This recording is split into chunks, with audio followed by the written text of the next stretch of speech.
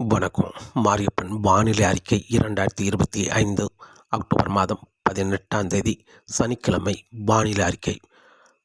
வானிலை அமைப்பு: லட்சத்தீவுக்கு மேற்கு பகுதி முதல் குமரிக்கடல் வரை ஒரு நீண்ட சுழற்சியாக நிலை கொண்டிருந்தாலும் லட்சத்தீவுக்கு மேற்கு பகுதி ஒரு காற்று சுழற்சியாக நிலை கொண்டுள்ளது. இந்த நிகழ்வு நாளை காற்றழுத்த தாழ்வு பகுதியாக தீவிரமடைந்து மேற்கு நோக்கி பயணிக்க வாய்ப்புள்ளது. இந்த நிகழ்வு மேற்கு நோக்கி பயணிக்கும் பொழுது மேலும் தீவிரமடையும் என்றும் எதிர்பார்க்கப்படுகிறது.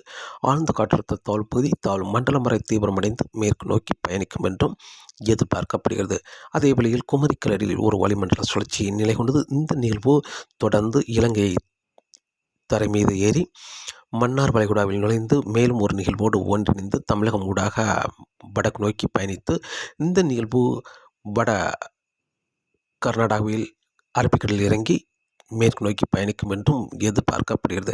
அதே வழியில் அக்டோபர் 23ஆம் தேதி ஒரு நிகழ்வு காற்றழுத்த தாழ்வு பகுதி ஆழ்ந்த காற்றழுத்த தாழ்வு பகுதி தாழ்வு மண்டலம் புயலாக வலுப்பெறும் என்று எதிர்பார்த்த நிலையில் அந்த நிகழ்வு ஒரு காற்றழுத்த தாழ்வு பகுதியோட வலுவடைய வாய்ப்பில்லை என்று எதிர்பார்க்கப்படுது. அந்த நிகழ்வு ஒரு காற்றழுத்த தாழ்வு நிலை வரை தீவிரமடைந்து தொடர்ந்து வங்கக்கடலில் வட்டமடித்து மீண்டும் தமிழகம் மத்திய மாவட்டங்கள் ஊடாக அரபிக்கடலில் செல்லும் என்றும் எதிர்பார்க்கப்படுகிறது. வானிலையில் பெரிய மாற்றங்கள் நடந்து கொண்டிருக்கிறது. இதன் காரணமாக தமிழகத்தில் வரும் நாட்கள் அனைத்து நாட்களும் மழை வானிலையாக அமையும் என்றும் எதிர்பார்க்கப்படுகிறது. இடைவெளி என்பது பெரிய அளவில் இல்லாமல் தொடர்ந்து மழைப்பொழிவு தமிழகத்தில் கிடைக்கும் என்றும் எதிர்பார்க்கப்படுகிறது. அனைத்து மாவட்டங்களுக்கும் ஒரு பரவலான மழைப்பொழிவாக கிடைக்கும் என்றும் எதிர்பார்க்கப்படுகிறது.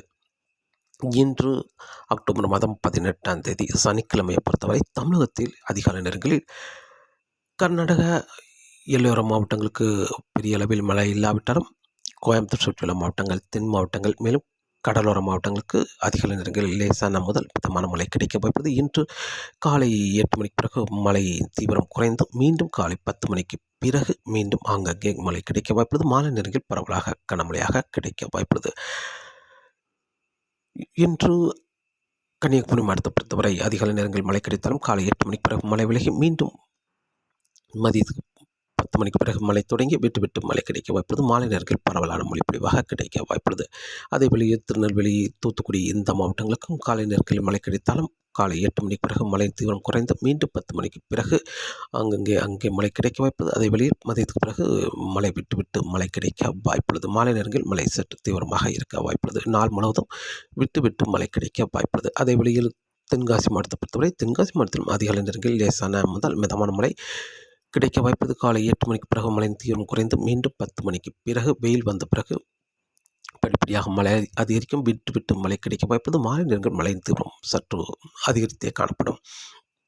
மேலும் தேனி, மதுரை, திண்டுக்கல், ராமநாதபுரம், புதுக்கோட்டை, சிவகங்கை இந்த இடங்களுக்கெல்லாம் இன்று ஒரு பரவலான மழைப்பொழிவாக கிடைக்க வாய்ப்புள்ளது. மேலும் தேனி மாவட்டத்தை பொறுத்தவரை கனமழையாக கிடைக்க வாய்ப்புள்ளது. அதே வேளையில் கோயம்புத்தூர், நீலகிரி, திருப்பூர், ஈரோடு இந்த இடங்களெல்லாம் இன்று ஒரு பரவலான மழைப்பொழிவாக கனமழையாக கிடைக்க வாய்ப்புள்ளது. தமிழகத்தில் சென்னை, திருவள்ளூர், செங்கல்பட்டு, விழுப்புரம், திருப்பத்தூர், மேலும் ராணிப்பேட்டை, கள்ளக்குறிச்சி இந்த இடங்களுக்கெல்லாம் இன்று ஒரு பரவலான மழைப்பொழிவாக கிடைக்க வாய்ப்புள்ளது. காலை நேரங்களில் மழை கிடைத்தாலும் இன்று காலை 8 மணிக்கு பிறகு மழையின் தீவிரம் குறைந்து மீண்டும் 10 மணிக்கு பிறகு மழை படிப்படியாக அதிகரிக்கும். விட்டு விட்டு நாள்தோறும் மழை கிடைக்க இன்று நாள் முழுவதும் விட்டு விட்டு மழை கிடைக்க வாய்ப்புள்ளது. மாலை நேரங்களில் மழையின் தீவிரம் சற்று கூடுதலாக இருக்க வாய்ப்புள்ளது. நாளை அக்டோபர் 19ஆம் தேதியும் அதிகாலை நேரங்களில் பெரிய அளவில் இன்று போல நாளை அதிகாலை நேரங்களில் பெரிய அளவில் மழை கிடைக்க வாய்ப்பில்லை. காலை 10 மணிக்கு பிறகு மழை தொடங்கும். அரபிக்கடலில் இருக்கும் நிகழ்வு ஒரு காற்றழுத்த தாழ்வு பகுதியாக தீவிரமடையும் என்பதால் நாளை காலை 10 மணிக்கு பிறகு மழை தொடங்கி அங்கே மழை கிடைக்க வாய்ப்புள்ளது. ஒரு 12 மணிக்கு பிறகு மழையின் தீவிரம் சற்று அதிகரிக்கும். மாலை நேரங்களில் மழை தீவிரமாகவே இருக்க வாய்ப்புள்ளது. பெரும்பாலான இடங்களில் கனமழையாக கிடைக்க வாய்ப்புள்ளது. பெரும்பாலும் டெல்டா மாவட்டங்கள், தென் மாவட்டங்கள், மேற்கு தொடர்ச்சி மலை மாவட்டங்களுக்கெல்லாம் கனமழையாக கிடைக்க வாய்ப்புள்ளது. அக்டோபர் 19ஆம் தேதி.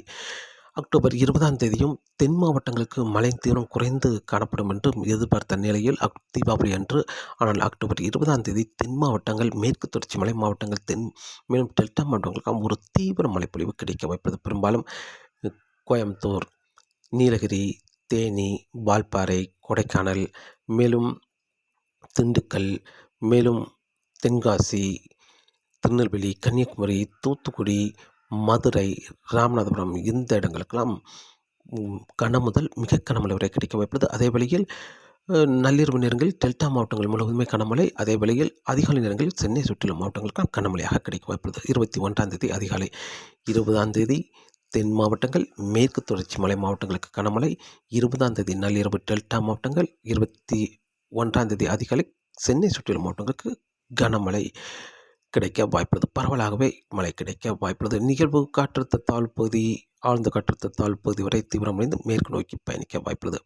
மேலும் அக்டோபர் 21, 22 தேதிகளில் தொடர்ந்து தமிழகத்தில் வளிமண்டல சுழற்சி குமரிக்கடலில் இருக்கும் நிகழ்வு தமிழகம் ஊடாக பயணித்து இந்த நிகழ்வும் கர்நாடகா வழியாக அரபிக்கடல் இறங்கி மேற்கு நோக்கி பயணிக்கும் என்று எதிர்பார்க்கப்படுது. இந்த நிகழ்வும் அரபிக்கடல் சென்ற பிறகு ஒரு காற்றழுத்த தாழ்வு நிலை வரை தீவிரமடைந்து வடமேற்காக பயணிக்க வாய்ப்புள்ளது. இதன் காரணமாக வருகிற நாட்களில் தொடர்ந்து அக்டோபர் 21, 22, 23 தேதிகளில் தொடர்ந்து மழை கிடைக்க வாய்ப்புள்ளது. அதே வேளையில் வங்கக்கடலிலும் ஒரு நிகழ்வு அக்டோபர் 20ஆம் தேதியே வந்துவிடும். அந்த நிகழ்வு தொடர்ந்து ஒரு காற்று சுழற்சி ஒரு காற்றழுத்த தாழ்வு நிலை வரை தீவிரமடைந்து சென்னை வரை சென்று மீண்டும் ஒரு வட்டமடித்து மீண்டும் தென் மாவட்டங்களுக்கே வரும் என்றும் எதிர்பார்க்கப்படுகிறது. அக்டோபர் 27, 28, 29 தேதிகளில் டெல்டா மாவட்டங்களில் தரையேறி மத்திய மாவட்டங்கள் வழியாக அரபிக்கடலை லட்சத்தீவை நோக்கி பயணிக்கும் என்றும் எதிர்பார்க்கப்படுது. இதன் காரணமாக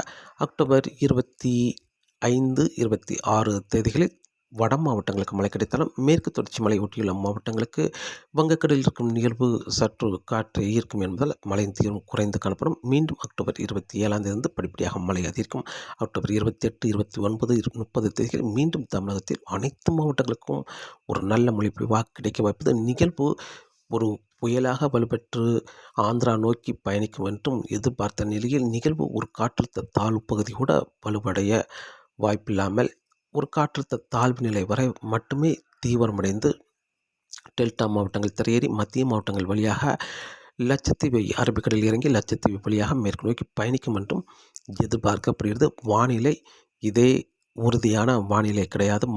வரும் நாட்கள் மாற்றங்கள் இருக்கும் என்றும் எதிர்பார்க்கப்படுகிறது. இந்த நிகழ்வு தீவிரமடைந்து புயலாக வலுப்பெற்று வடக்கு நோக்கி பயணிக்குமா அல்லது ஒரு காற்றழுத்த தாழ்வு நிலை வரை தீவிரமடைந்து மத்திய மாவட்டங்கள் மேலும் அரபிக்கடலில் இறங்கி லட்சத்தீவு வழியாக மேற்கு நோக்கி பயணிக்குமா என்பது தொடர்ந்து வரும் நாட்கள் எந்த அளவுக்கு மாற்றங்களை கொடுக்கப் போகிறது என்று பார்க்கலாம். ஆனால் இப்போதைக்கு பெரிய அளவில் அந்த நிகழ்வு வலுவடைய வாய்ப்பு இல்லை. இதன் காரணமாக தொடர்ந்து தமிழகத்தில் ஒரு பரவலான மழைப்பொழிவு அக்டோபர் 27, 28, 29 தேதிகளில் தமிழகத்தில் அனைத்து மாவட்டங்களுக்கும் ஒரு நல்ல மழைப்பொழிவாக கிடைக்க வாய்ப்புள்ளது. அக்டோபர் 30, 31 தேதிகளில் இந்த நிகழ்வு அரபிக்கடல் இறங்கி மேற்கு நோக்கி பயணித்தாலும் கிழக்கு காற்று வடகிழக்கு காற்றை ஈர்த்து தமிழகத்தில் தொடர்ந்து நல்ல மழைப்பொழிவு கிடைத்துக் கொண்டிருக்கும். அதே வேளையில் அக்டோபர் 30ஆம் தேதி அந்தமான் கடற்பகுதிக்கு மேலும் ஒரு நிகழ்வு வர இருக்கிறது. அந்த நிகழ்வும் தீவிரமடைய முடியாமல் அதுவும் ஒரு காற்றழுத்த தாழ்வு நிலை வரை தீவிரமடைந்து அதுவும் தமிழகத்துக்கே வரும் என்றும் எதிர்பார்க்கப்படுகிறது. வரக்கூடிய வங்காளதேசம், மியான்மர் இந்த நாடுகளிலிருந்து கடுமையான குளிர் வர இருக்கிறது. அதே வேளையில் வரும் நாட்கள் ஒடிசா அருகே கடுமையான உயர் அழுத்தம் உருவாக வாய்ப்புள்ளது.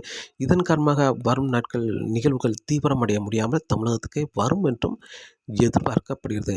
அக்டோபர் 23ஆம் தேதி எதிர்பார்த்த நிகழ்வு ஒரு புயலாக வலுப்பெற்று வட ஆந்திராவுக்கு அதாவது தெற்கு ஆந்திராவில் கரை கடக்கும் என்று எதிர்பார்த்த நிலையில் அந்த நிகழ்வும் ஒரு காற்றழுத்த தாழ்வு பகுதி கூட வலுவடைய முடியாமல் ஒரு காற்றழுத்த தாழ்வு நிலை வரை வலுவடைந்து தமிழகத்துக்கு டெல்டா மாவட்டங்கள் வழியாக மத்திய மாவட்டங்கள் வழியாக அரபிகளை நோக்கி பயணிக்கும் என்றும் எதிர்பார்க்கப்படுகிறது. இந்த நிகழ்வு எந்த அளவுக்கு தீவிரமடைய போகிறது என்று வருகிற நாட்களில் பார்க்கலாம். ஆனால் வரும் நாட்கள் தமிழகத்தில் அனைத்து நாட்களும் ஒரு மழை வானிலையாக இருக்க வாய்ப்புள்ளது.